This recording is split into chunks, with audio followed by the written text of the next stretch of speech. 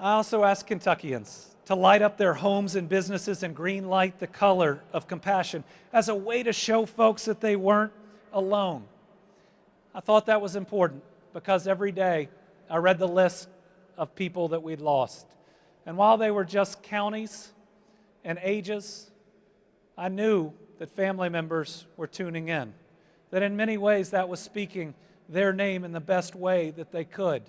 And we all thought that those family members needing something, needing to feel some connection, could go out into their community, could drive at night and see thousands upon thousands of green lights saying that this Commonwealth cares about them and cared about them in their time of greatest need.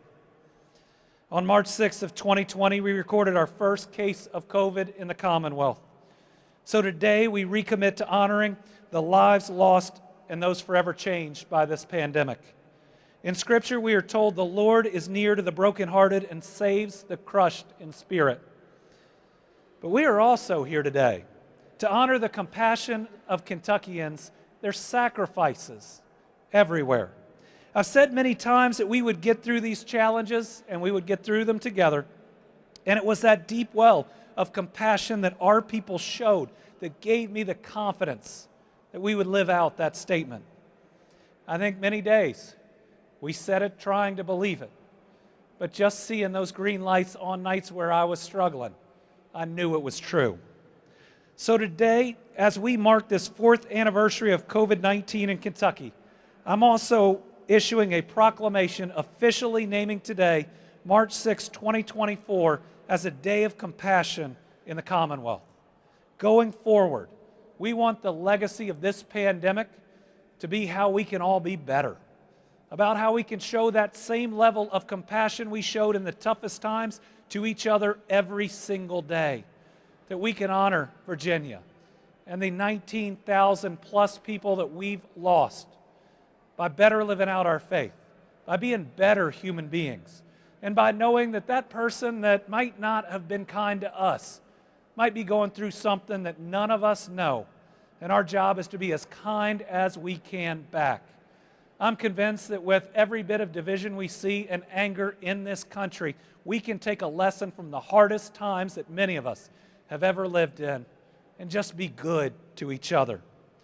On this day, moving into the future, you're going to see this administration. I want to thank all the cabinet secretaries we have here. They do really important work, and they worked really hard through the pandemic.